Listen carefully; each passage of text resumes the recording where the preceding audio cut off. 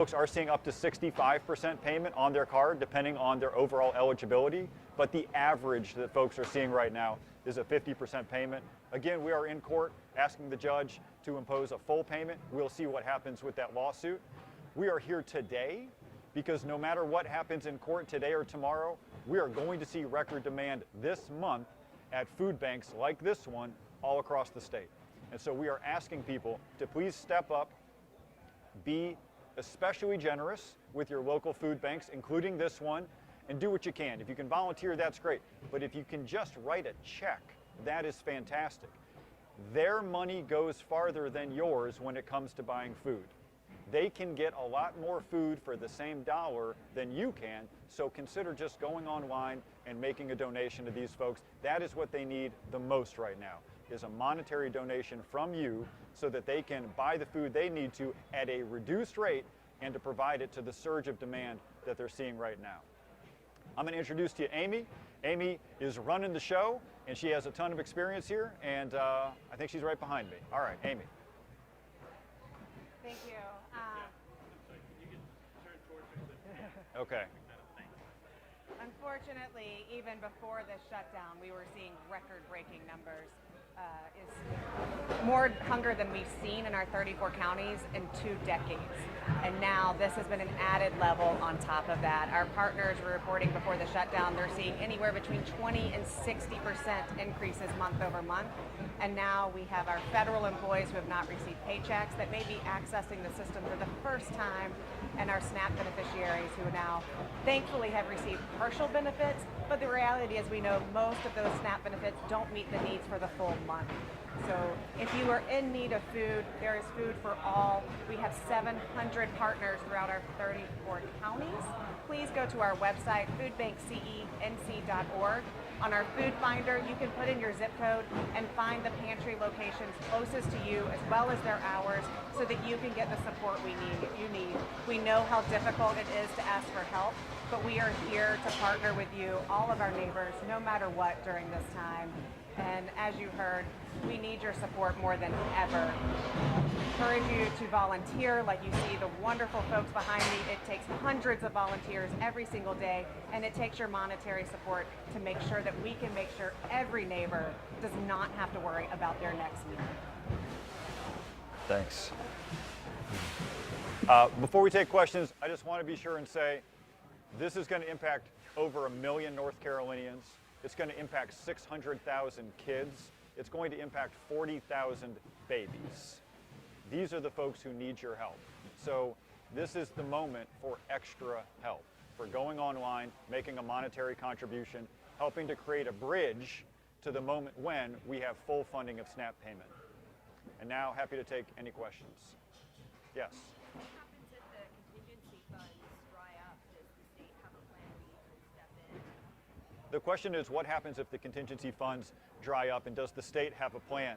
I'm not sure if the state legislature is working on a plan. I will say you're talking about over $200 million a month just to the state of North Carolina. That is an enormous gap that the state legislature would be called upon to fill. There are other buckets of money that the Agriculture Department has access to. That's the argument we're making to the court as far as why they should be providing full benefit payment and not partial benefit payment. So that's the argument that we're going to make. However, it is very clear that before that happens, this shutdown needs to come to an end. We need to get the negotiators in the room so that we are not faced with a worst case scenario of this emergency fund running out and people truly being faced with $0 to buy groceries. Yes. Been like in here this morning volunteering as helping people doing it how it feels. So I've spent some time this morning helping out with the volunteers, and I got to say, if you've never volunteered at a food bank, it is a wonderful experience. They're playing great music. They've turned it down for us so that we can have this conversation. But the energy is high. The morale is high. You've got a sense of camaraderie here. Everybody knows that what they're doing is good and needed now more than ever. So if you have never volunteered at a food bank, this is the week to do it. You will be embraced and you will have a wonderful time. Yes. Can you walk us through the timeline as to when food payments are going to stop, 50% kicks in? Yep. Kind of what is the plan with what you're doing to try to get them to go back to those full payments? Yep. The question was about basic timeline over the last 10 days. So basically, we heard about 10 days ago from the Agriculture Department that as of November 1, they would be zeroing out payments. We filed a lawsuit before that deadline occurred, and we got the court to rule right at that deadline that they needed to provide as much payment as they could with their emergency fund. They said the most that they could do was 50%. That was a few days ago. Now we are back in court asking for full payment. I wanted to get your reaction to some new update that came in this morning. The Trump administration asked for an emergency clause on the judge's order to fully fund SNAP, saying they can pull from those contingency funds, but not necessarily for their child nutrition program. Do you have any thoughts? I think they're on the wrong side of this issue.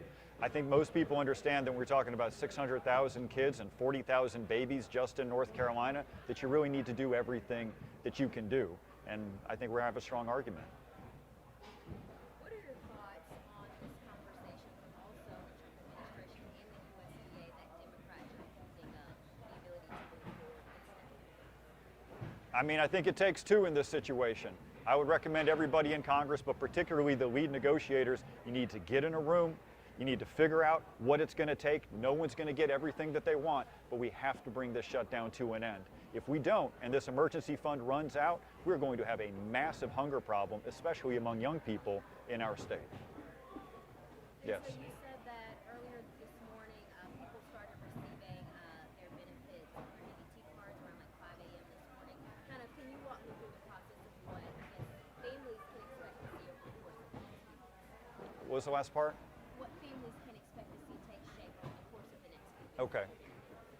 In North Carolina, as of early this morning, SNAP payments started to be made, which meant that funds started to be transferred to EBT cards. That's roughly a 50% payment. Right now, it is going to be a 50% payment unless we prevail in court or unless the shutdown ends. That's the situation. Yes. I know that legislature has been a little touchy about suing the federal government from your office and everything. Talk about, if you would, your job, like in terms of, are you the people's lawyer, the state's lawyer? How do you weigh political parties? All these things, it seems like such a whirlwind of different considerations. How do you decide to be here? What's your objective? And what, you get right. Being Attorney General is a nonpartisan job. It's basically a law enforcement job. So if somebody breaks the law and it hurts the state, I'm going to take them to court. In this situation, the Agriculture Department broke the law by not using their emergency fund that Congress gave them for situations like this. So we took them to court and we won. It's an objective criteria. It's not a political criteria. The reason we have been so successful in court, not just with the administration, but with all the fights that we've picked, is because we take a nonpartisan approach. Did someone break the law? Can we prove it? If yes, we're going to go after them in court. Anything else? All right. Good to see you. Thanks for being here. Thank you, sir. Thank you. Then let's get the microphone. You can de-mic me? Yes. Okay. And you can say what you really think. Yeah. Oh my goodness. Don't get me started. I can. I'm gonna unplug this and